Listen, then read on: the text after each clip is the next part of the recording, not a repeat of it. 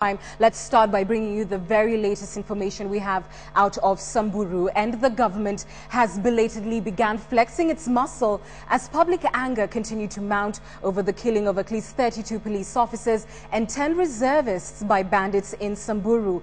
A combined force of police, the military, has been deployed into the troubled region ahead of a planned operation. While this came as 4 chiefs and a local councillor were charged in court over the deadly attack. KTN's Catherine Mwantho reports. You are all aware that our constitution is very particular, especially on the right of life of every individual. But we must come up as a country and agree that we cannot keep on protecting lives of criminals that are taking the country backward. The gloves are off. The police and the larger Kenya security forces are done playing nice. The deputy police spokesman's comments were promptly followed by the arrival of trucks in Baragoi carrying administration police officers. This is just a fraction of the men who will be swarming Baragoi town, as soldiers from the revered Kenya Defence Forces are also expected in Samburu North.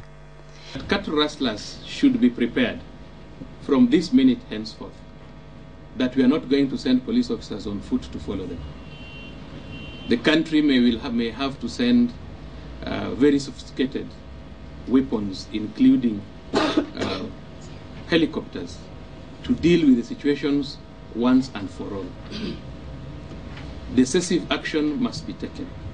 But this is not the first time the military and police have joined hands in an effort to subdue bandits in Samburu North District.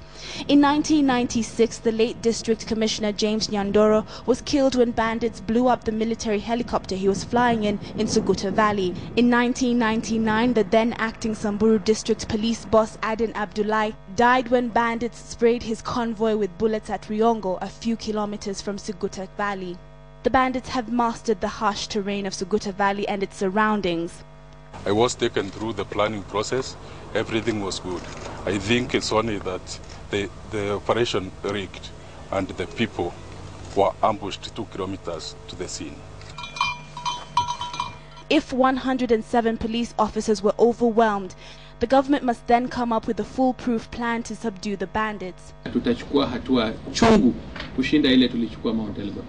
In the meantime, La Chola Ward Councillor Lawrence Lorunye, Chiefs Jeremiah Ekurao, Amojong Lothuru, Christopher Epol, and Ewoyi Losike were arrested and charged with murder and robbery with violence following the massacre of 42 police officers. The suspects have been remanded until 26th of November, when their case will be heard. Catherine Mwantho, KTN. Tales of broken dreams and unfulfilled promises punctuated the somber mood at the Chiromo mortuary as families tried to identify bodies of police officers killed in Saturday's bandit attack in Samburu. At least 4 bodies remain unidentified as grief-stricken families view the bodies of their loved ones. KTN's Wilkison Nyabo reports on the unending agony for tens of families. A mother's grief running deep. So deep that she can only express it in song. 22 years. Nora Owenga had just emerged from the Chiromo mortuary chamber where she positively identified her son's body. And the news that he was one of the officers who perished in Saturday's attack in Baragoi sunk in for the first time since she heard it on Saturday. At the time of his death, Boaz Owenga was only 22.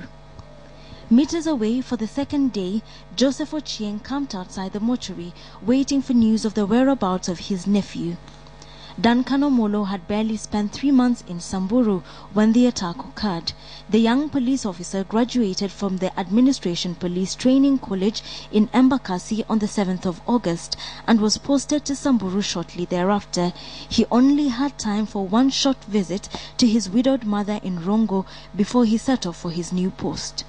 During his last conversation with his cousin last Thursday, he spoke of the difficulties he faced. Ilikuwa shida sana mtu kama yeye ambaye hakuwa amezoea huko mahali kwenye ametoka, amekaa sana bila kuona mambo kama hizo.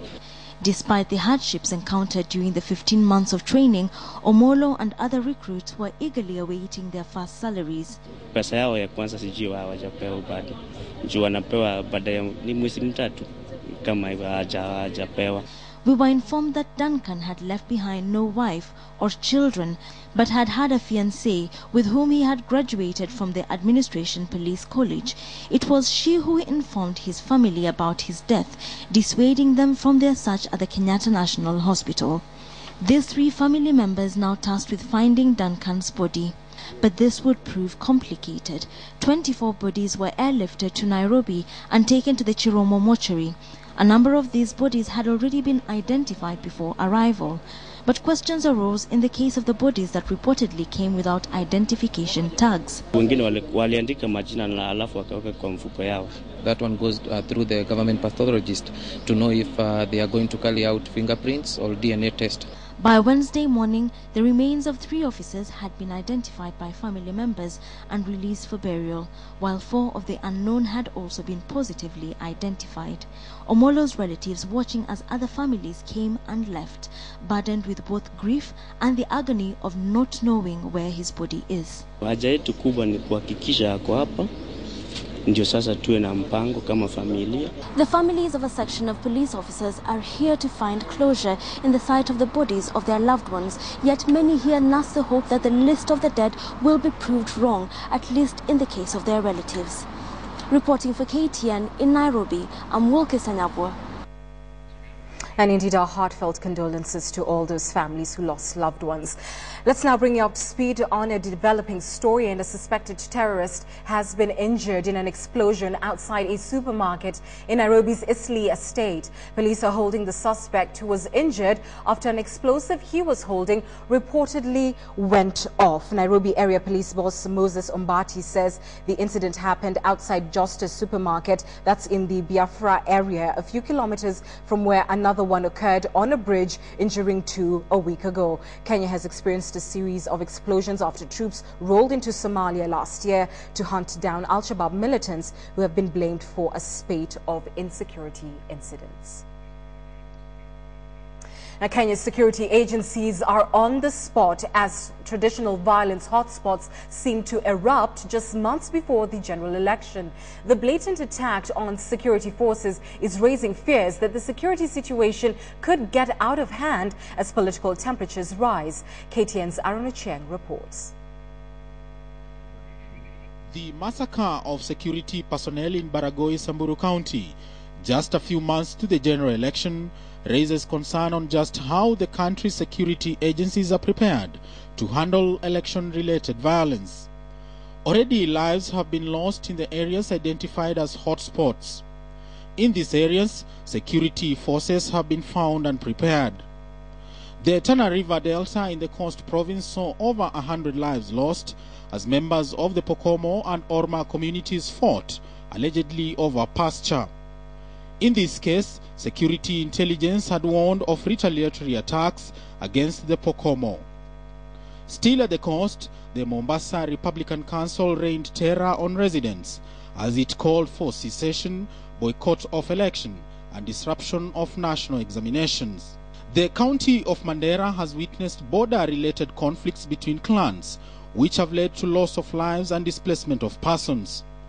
Kisumu too has not been spared, with the emergence of political gangs dubbed the Chinese and the Americans that are unleashing violence on locals. And early this week, Baragoi area in the county of Samburu saw over 40 police officers gunned down in mysterious circumstances after their chase of cattle rustlers ended up in disarray.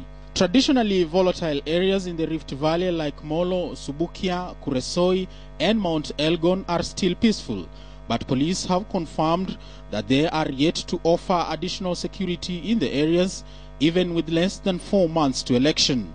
Once the political alliances are complete, we will be able to know our most probable security hotspots, because it will be most of these security hotspots during elections is political. So from political direction, we can be able to tell which areas will be hotspots. The unprecedented violence, illegal possession of arms by members of some communities, and reemergence of criminal gangs serve as early warning signs that those warring communities that were never reconciled after disagreeing 5 years ago may have every reason to disagree this time around. Aaron Ochieng, KTN Prime. Some worrying news. A damning report on Kenya's education system reveals that most Standard 6 pupils are unable to read or write. The report by a United Nations agency paints a gloomy picture of Kenya's education sector that has gobbled up billions of shillings of taxpayers' money to offer free tuition to Kenyan children. KTN's Joy Doreen Bira reports. Attending any 6 classes of primary school education and not being able to construct a sentence in English or better still read is the reality facing a third of children in Kenya.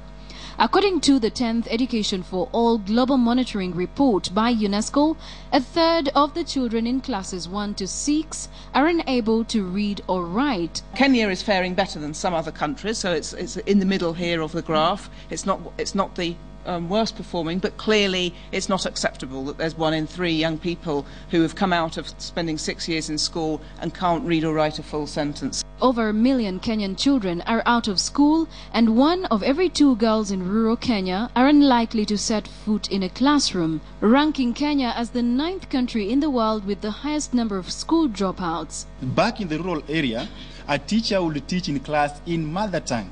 So you go there, maybe if you don't know that mother tongue, you might not even be able to speak to the student, to the pupils.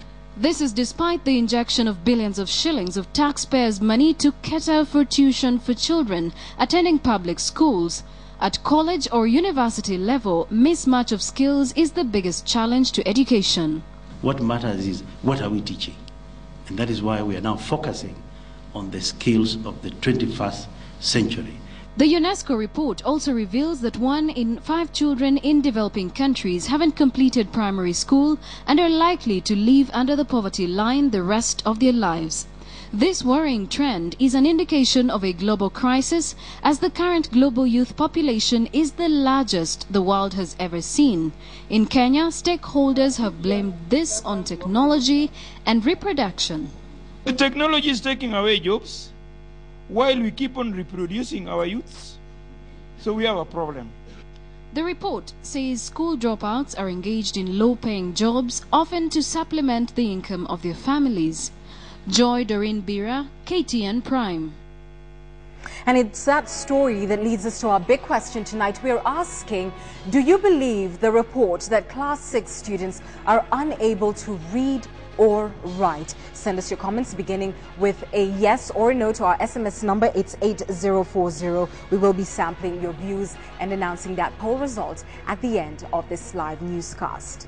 Now, Kenya's population explosion has been identified as the key impediment to the attainment of Vision 2030 goals. This was revealed during the launch of the State of the World Population Report today.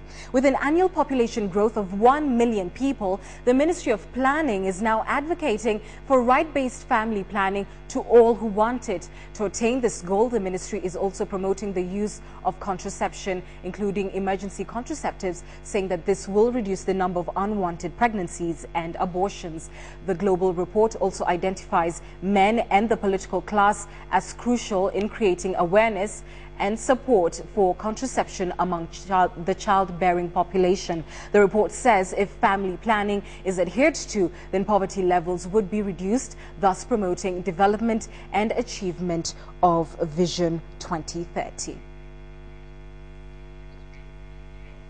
To some politics now, and Vice President Kalonzo Musyoka continued to send mixed signals over his alliance plans ahead of next year's elections. Kalonzo and Prime Minister Raila Odinga today held what some described as a cordial conversation that could point to a warming of relations between the two. But with the Kalonzo team also working on a coalition deal with UDF's Musalia Mudavadi, things seem to be getting a little mixed up for the Vice President. KTN's Noor Tiano reports. Prime Minister Raila Odinga was headed to Naivasha, while Kalonzo Musyoka was traveling to the Rift Valley for rallies in Kapsabet. Whether by chance or by design, the two met at Wilson Airport and talked for close to 30 minutes. Whereas the details are still scanty, the signal sent out is that Kalonzo might have changed tact and could now be open for what his allies have been begging him to do for weeks: talk to Raila. The pressure on Kalonzo intensified when his former allies in the G7 openly isolated him and began to cobble up the Uhuru-Ruto-Wamalwa axis. even as Kalonzo began talks with the Deputy Prime Minister Musalia Mudavadi and the United Democratic Forum UDF, some of his men directly began befriending Raila Odinga and ODM. Aungane na wanyonge wengine wanaochekelewa kama Raila, Mudavadi na wale wengine waongoze taifa. Mumekubali? Tulikuwa pamoja, Mheshimiwa Kalonzo na Mheshimiwa Raila. Na kwa hivyo ukisema kwamba waketi chini waongee, you are merely speaking yes of your right under the Constitution. Just this Sunday, the latest opinion poll by Infotrack Research indicated that a Raila Kalonzo ticket would beat an Uhuru Ruto ticket and take the presidency in the first round. It is not clear how Kalonzo has received this poll, but his negotiating team has insisted they are only talking to UDF and no one else. But when he landed in Kapsabet, Kalonzo once again played his mysterious political game. He says he has not burnt bridges with the G7 group. Naleta salamu za ndugu yetu William Ruto, tunaongea na yeye na nataka mjue kwamba hatuna ubaya. Mimi sina ubaya, mimi ni ndugu mkubwa wa Ruto. So the question as to whom Kalonzo is really negotiating with remains unanswered. But sources say he's working to ensure that he has a concrete union by the 4th of December this year that will ensure he is in a formidable team. Not in KTN Prime. Let's now bring you a reminder of our big question tonight. We're asking you, do you believe the report that Class 6 students are unable to read or write? Send us your comments beginning with a yes or no. Our SMS number is 8040. We will be sampling some of your comments at the end of this live newscast. You are, of course, watching KTN Prime. Just ahead, police arrest the late Muslim cleric Abu Drogo's children. Do stay with us.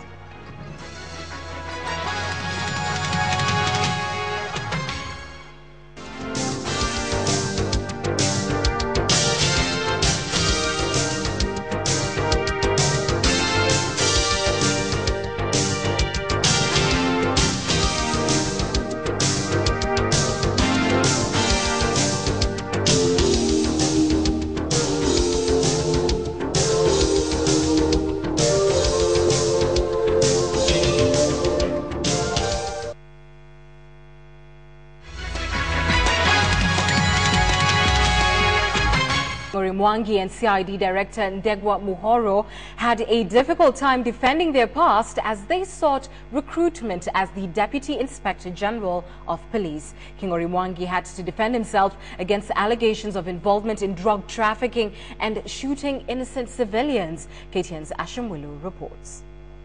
Because top police directors, including CID boss Ndegwa Muhoro and Deputy Director of Police in charge of reforms Kingori Mwangi, went through intense scrutiny about their careers and private lives in their quest to become Kenya's first Deputy Inspector General of Police in charge of regular police. For Kingori Mwangi, who was the first on the hot seat, the interview proved to be an emotional roller coaster. Mwangi, who has served the police department for 24 years, 9 as a deputy police commissioner, was taken through allegations leveled against him when he served as Mombasa and Western Provincial Police boss. The National Police Service Commission took the former PPO through claims that he was involved in drug trafficking, murder of civilians during the post-election violence, as well as the controversial killing of 2 administration police officers in Western Kenya. I want to show you the kind of a man I am. I was shot here in 2003. I disarmed the one who shot me. I had a .38 special, which I also took out, but I couldn't bring myself to shoot him. I handed over both the pistols to a watchman, and then later on we arrested that man, took him to the Australia police station. That's the kind of a man I am with regard to firearms. I've never shot anybody in my life. My work have never required me to shoot anybody. So, however, allow me to say, that man seemed to have an obsession with me. He wrote that letter. In the afternoon session, CID Director Ndegwa Muhoro went through intense grilling for more than 2 hours. Public complaints against the CID boss formed the backbone of the commission's vetting, and like his colleague, Muhoro had a lot to answer. When I moved to CID, it was very clear in my mind you have a very corrupt institution. I know very clearly there was the saying that a Kenyan would rather go report to a police station than to a CID officer. It's a very disturbing scenario, something that we should never be. Former police officer Stanley Cheriot was the third candidate to be interviewed. I have been in the police service for 25 years, and I have known what ails the morale of the officers. The interviews for the two Deputy Inspector Generals end next week, with the Commission having until the end of the month to submit to the President and the Prime Minister its choice of Inspector General of Police and the two deputies. Ashamwilu, KTN, Nairobi. The widow of the late Internal Security Minister, Professor George Saitoti, has denied claims by a Nakuru couple that she and her late husband kidnapped their son, Zachary Musengi, from a Subukia family. Documents filed in court, however, show discrepancies on the date of Zachary Musengi's birth. Saitoti, according to Musengi's passport, I beg your pardon, he was born in 1983, while the birth certificate produced in court by Subukia teacher Sebastian Maina Nguju suggests that he was born in 1985 and that he was enrolled in New Modega Kindergarten in 1986. Nguju alleges that the late Saitoti's only son Zachary is his child, Stephen Washira, who was abducted over 24 years ago at their home in Subukia. According to the suit against the late minister's widow, their alleged lost son lived with them for 5 years.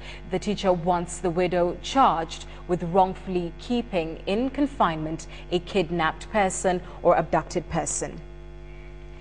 In other news, police have arrested a son and daughter of the late Muslim cleric Abu Rogo in a raid on their home Tuesday night. The family of the late cleric said that 10 armed men also arrested the husband to Rogo's daughter. According to the family, the police raided their home at Kanamai area in Kilifi County on Tuesday night and demanded to know the whereabouts of Rogo's 17-year-old son. It was not clear whether the officers were from the regular police or from the anti-terrorism unit. The late Rogo was killed by gunmen in Bamburi area in Mombasa 3 months ago. The controversial cleric was killed when the van he was traveling in from Twapa to Mombasa with 3 others on board was sprayed with bullets near Pirates Beach.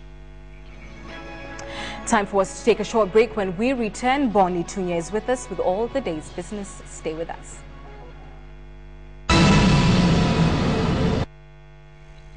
And Bonnie Tunya joins us for the business. Bonnie, what's going on in the war against fuel prices? Well, and we have had a marginal reduction in prices. We're talking about a shilling and some cents. For petrol, for example, is a shilling and 58 cents. Marginal, little drop, but I think for Kenyans right now, any drop is a good drop. Fantastic. Take it away. Kenyans will, for the next 30 days, enjoy relatively low prices of fuel across the country. This follows a marginal drop of the pump prices by the Energy Regulatory Commission as part of its monthly reviews of the product's prices aimed at protecting consumers. Pump prices have over the last 2 years registered mixed feelings from consumers as they keep on changing every 30 days. This followed a decision in December of 2010 by the Ministry of Energy to regulate pump prices benchmarked on the need to protect consumers from profiteering by oil marketing companies. In the latest review scheduled to take effect midnight of 15th of November, the regulator cut the fuel prices per litre by 1.4% or 1 shilling and 58 cents for petrol. This will see motorists in Nairobi pay a maximum of 113 shillings and 68 cents for a litre of petrol. Those in Mombasa will pay 110 shillings and 42 cents, while motorists in Kisumu and Eldoret will pay an average of 115 shillings. This will see motorists in Nairobi pay a maximum of 113 shillings and 68 cents for a litre of petrol. Those in Mombasa will pay 110 shillings and 42 cents, while motorists in Kisumu and Eldoret will pay an average of 115 shillings per litre of the same. Similarly, the pump prices of diesel and kerosene also decreased by 26 cents per litre and 1 shillings and 14 cents per litre respectively. According to the regulator, the marginal drop in pump prices was necessitated by a drop in crude oil prices in the international market compared to that of the previous month. Additionally, the mean monthly exchange rate of the shilling to the dollar also decreased by 0.58% in the period, buttressing the need for a downward review. The drop in palm prices, analysts will be quick to point, will offer the much-needed support in keeping inflation at below 5%. In October, the inflation figures dropped to 4.14%, with the slowdown expected to continue in the coming months. Joseph Bonyo for KTN Business Today. Prime Minister Raila Odinga is calling on the promotion of local investors to spur economic growth. Now, according to the Premier, policies needs to be put in place that will encourage more Kenyan entrepreneurs to build industries. Speaking when he officiated the commissioning of a new brewer lined by the Keroche breweries in Naivasha, Odinga also challenged commercial banks to lower interest rates, sentiments that were also echoed by Finance Minister Njeru Githai. The new bottling plant by Keroche Managing Director Tabitha Karanja noted had the capacity to produce 600,000 bottles daily. This, they expect, will push their market share to 20% by 2014. There's need for Kenya to have more homegrown entrepreneurs. Such entrepreneurs have a strategic role in driving our country's economy. Local entrepreneurs play a significant role in job creation and welfare improvement. Taxes are going to come from the private sector, not from government. They are going to come from the private sector. That is why we need to give incentives to the private sector. The over 2.5 billion plant, which will be completed in 12 months, will expand the dream and the business. The Central Bank of Kenya has raised concern over the low uptake of mortgages in the country. Despite the constant need for housing, currently Kenya has about 17,000 mortgages and mortgage loans, which is a drop in the ocean compared to the population size and the size of the economy. Michael Karanja has the details. Over the years, Kenya has had a housing deficit of close to 150,000 units against an annual demand of 200,000. Despite the availability of mortgage financing from a number of institutions, its uptake in the country has remained at a paltry level. And while such financing has remained out of reach for most in the middle and low income levels, what has got the CBK startled is that despite having an estimated 17,000 mortgage accounts in the country, housing construction has continued, albeit at a slow pace. You know, I like passing through Luaka, and most of the time I always said, proximity to Nairobi, blah, blah, blah. That's why every place there are flats coming up. But I also knew that we may go and want to ask them, where does this finance come from? Do they go to the mortgage companies and get loans? This, the CBK believes, is due to structural inefficiencies facing most mortgage lenders in the country. Constraints such as lack of access to long-term funds, credit risks due to absence of historical data, and high incidental costs of borrowing have all contributed to low uptake of mortgages. This has seen the banking regulator challenge mortgage lenders to initiate strategies to get long-term financing through issuance of bonds with the aim of mobilizing resources to match the long-term nature of mortgages. What do we need to do to construct a targeted intervention in this market to improve this market? Because what we need, as the chairman has said, is not, we have long-term finance. What we don't have, one, opportunities for investments in large scale, because you don't want to go into small atomistic investments. And second, we need a supply of long-term funds. He was speaking during the listing of Housing Finance's 3 billion shilling bond issue at the Nairobi Securities Exchange. The funds will be used to grow its mortgage business, and since the reintroduction of part-fixed mortgages, expected to cushion customers from interest rate fluctuations. Michael Karanja, KTN Business Today. Telecommunications firm Motorola has announced its entry into the Kenyan market, using the country as its regional office. Many will remember the firm for the retail of mobile phones in the late 90s and early 2000s. This time round, Motorola Solutions will offer its portfolio of the next generation enterprise mobility focus more on business-to-business sales rather than the larger consumer market. The strategic business move is informed by the need to support growing needs of the Kenyan's developing business sector. The firm says it has made a substantial investment in the local channel development and marketing of its next generation solutions. Motorola Solutions will offer its portfolio of mobility solutions, including the ruggedized mobile computers, advanced mobile scanning and imaging solutions, and a line of barcode scanners. Motorola split last year, and we sold our consumer business, which essentially is a cellular business, to Google for $12 million. You might remember. What was left behind was Motorola Solutions, which is essentially an organization that's geared towards government and enterprise sectors. So although Motorola has always been synonymous with cellular phones and with two-way radios, this is slightly different. This is essentially rugged mobile computers that we offer into the market. Of particular importance for us is retail. We're seeing a lot of multinational retailers coming into Kenya. And of course, we see many Kenyan retailers using mobile as a technology for service, for productivity. So that's a key market for us. Transportation was a big one in Africa, given the long supply chains and the complexity of supply chains, and the ability to be able to simplify those work processes with mobile computers. And our UAP Company Limited has opened its shares for purchase to the public today, as well as a second runway at the JKIA airport set to start construction by mid-2013. Details coming up in the corporate's brief. Shares of UAP Holdings Limited opened up for purchase for the public on Wednesday. UAP is seeking to raise 750 million shillings from the capital market through the public offering of its shares, which was approved by the Capital Markets Authority last week. UAP is floating 12.5 million new ordinary shares at an offer price of 60 shillings per share. UAP says the money will boost company's regional expansion and operations. Meanwhile, construction of the second runway in JKIA commences mid-2013. The second railway will allow for operations of direct long-haul flights. The 5,500 meters long runway, whose design started in August last year, is estimated to cost 12.8 billion shillings.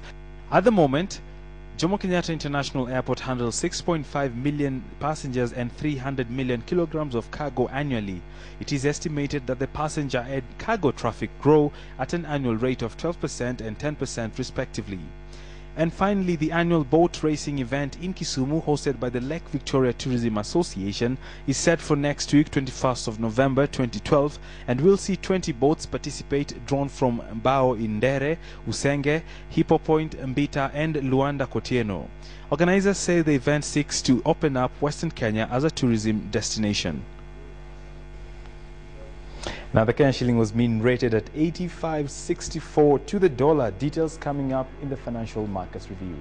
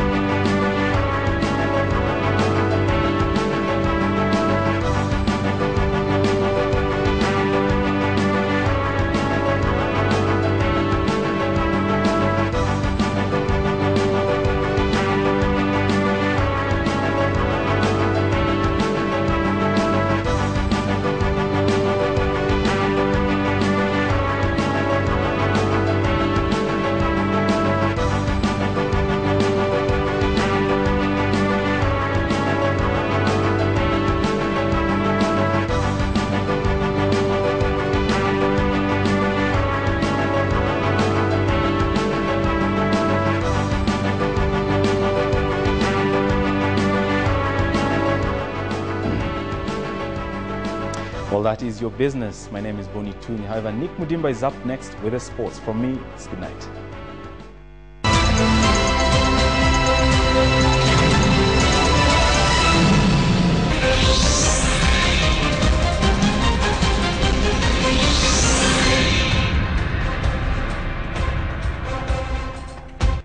Veteran athletes John Ngugi and Benjamin Limu have protested a decision by Kenya's current crop of international athletes to join a political rally at the expense of an ongoing seminar organized for them by AK. The two retired athletes said though the athletes are exercising their constitutional rights, it is morally wrong to associate with one side of the divide. About 150 Kenyan athletes, current and retired, were invited for the seminar, a first to be organized by Athletics Kenya. It was a fully paid for, but after the huge turnout on the first day, the numbers have been dwindling. Some of the athletes were spotted in Tambach during an ODM Reloaded campaign party. Their top athletes David Rudisha, Pamela Jelimo and Ezekiel Kemboi. Their decision, though constitutionally right, have angered former cross-country champion John Ngugi and former 5,000 meters gold medalist Benjamin Limo, who said what the athletes did was not right. Mi naona sasa mchezaji yule ako in action. Sioni kama ni mzuri kuingia kwa siasa kwa vile unajua yeye ni kama ambassador. Na unajua ambassador unawakilisha nchi yako na utaki ufefe pande fulani ama ufefe pande fulani. As far as sport and politics is concerned, we should play a neutral. However, AK officials who spoke to KTN off camera wondered why the athletes chose to sit out the fully paid for seminar, yet they are the first to complain when aggrieved. Joshua Kemboi, KTN Sports Today. A look now at matters athletics. Registration for the 6th edition of the CAS International Marathon closes tomorrow. The organizers hope to have registered about 5,000 athletes in the elite category for the competition set for Sunday, starting in Kapsabet and ends outside the Eldoret Municipal Hall. The organizers received a stab on the arm when course sponsors joined title sponsor the Transnational Bank in handing over the sponsorship checks. The 6th edition of the CAS International Marathon is expected to bring together more than 7,000 participants. The event has, since its inception in the year 2007, has helped open doors to upcoming Kenyan runners since by then participating and winning. They have continued to break into the international scene where they have fully exploited their full potential. The registration closes on Thursday. Co-sponsors join title sponsors Transnational Bank, handing over the sponsorship checks at the CAS FM offices. Sometimes we thank the athletes when they perform well, but we fail not to thank the sponsors, because it's the sponsors that provides a forum, that provides all sports functions actually, whether nationally, locally and internationally. New KCC supported the race with 1 million shillings. GlaxoSmithKline Beecham, Equity Bank handed over 300,000 shillings each, while Amaco Insurance put in 1.5 million shillings to the organization of the event. We believe that in nurturing talent, and more specifically, going so that we may be able to actually exploit it and bring it out. Once again, we are grateful for this partnership to join hands with CAS International and other partners to promote the youth and to be self-reliant and contribute to the economic development of the nation. KTN will air the race live starting 6:30 on Sunday morning. Relegated Premier League side Rangers woes continue to follow them into the second tier. The players claim that they have not been paid since July and have now given the patron Sam Nyamoya a 2-day ultimatum to address the salaries grievances. Rangers FC has been in financial difficulties for the better part of the season. That situation could even knock them out of the lower tier league with special or unless they get a formidable sponsor. The players who called KTN complained that their demands have borne no fruit. The plans on meeting him today came to a cropper since they were informed the FKF chairman was out of office. Rangers FC finished bottom of 16th league and just concluded KPL. And that's KTN Sports Today. I am Nicholas Mudimba. Have yourself a good night.